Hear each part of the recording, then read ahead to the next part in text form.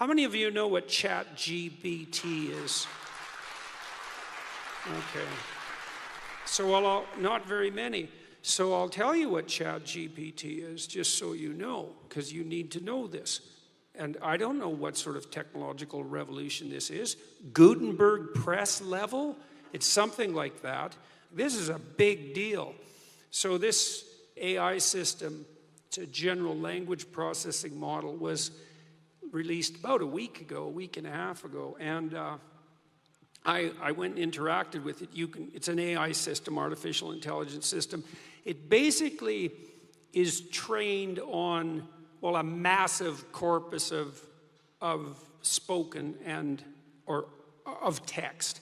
So it's derived its models of the world from the analysis of human speech, essentially. It isn't using real-world data yet, but that will be happening certainly within the next year.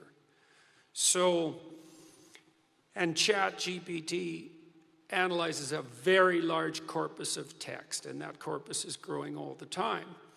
Now, it's already sophisticated enough. I went on to it last week, and I said, okay, some of you know I've written these books, 12 Rules for Life, and then Beyond Order, 12 more rules, because, you know, you can't have enough rules. And I asked it, this is what I asked it to do. I said, write me an essay that's a 13th rule for Beyond Order, written in a style that combines the King James Bible with the Tao Te Ching.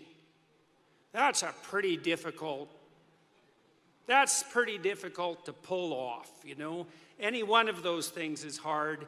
The intersection of all three, that's impossible. Well, it wrote it in about 3 seconds, 4 pages long, and it isn't obvious to me, for better or worse, that I would be able to tell that I didn't write it.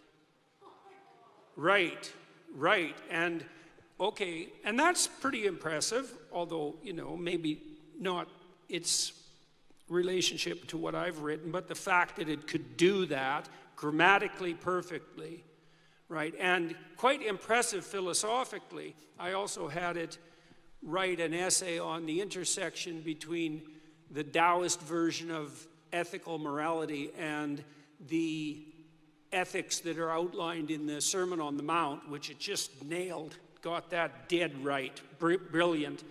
Again, it took it about 3 seconds.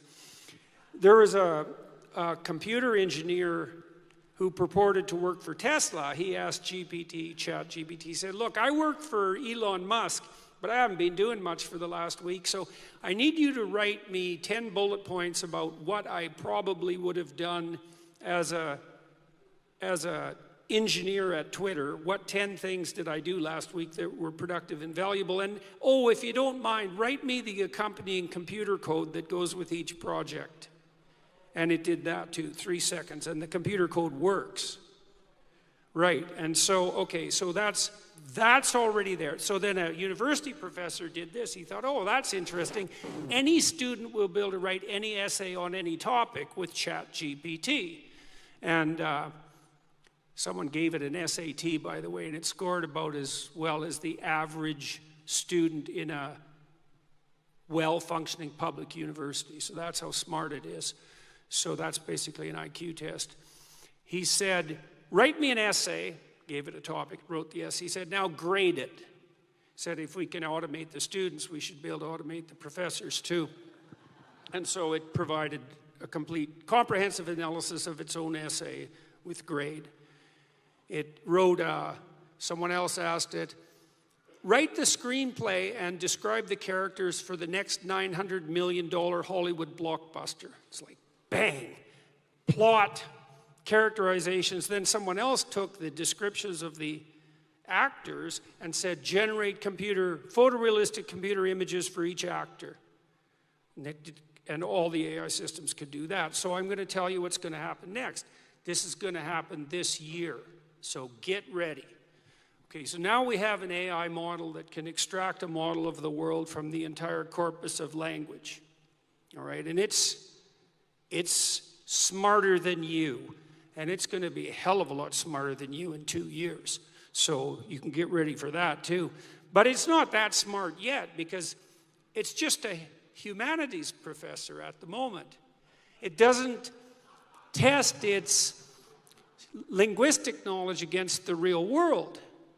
That's what a scientist does, right? You come up with a theory that's linguistically predicated, and then you throw it against the world and see if it sticks. And then the world tells you whether or not your linguistic construction is valid. But the new AI systems will be able to extract out patterns from the world itself, from images and so forth, and then be able to test their linguistic constructions against the world, and so they'll practice just like scientists. And the most advanced models are going to use text and image and action as well, because they'll be able to model human action. And so, and all of that's going to come down the pipes within the next year. So hang on to your hats, ladies and gentlemen, because what did my friend Jonathan Pajot say? Giants are going to walk the earth once more. And we're going to live through that, maybe. So, anyways. In terms of our rights, though, yeah. that is not a bad development. Well, we'll see. I mean, Elon Musk, one of the things he's working on, see, he thinks that the world will be controlled by whoever produces the most functional AI system the fastest, because there'll be a first mover advantage. And one of the things Musk has been working on for a long time are distributed AI systems, so that you'll have your own artificial intelligence to protect you against, well, let's say against Google's artificial intelligence, for starters. Yeah, or the CCP's artificial intelligence, because you can bet your hat they're working on that about as fast as they possibly can.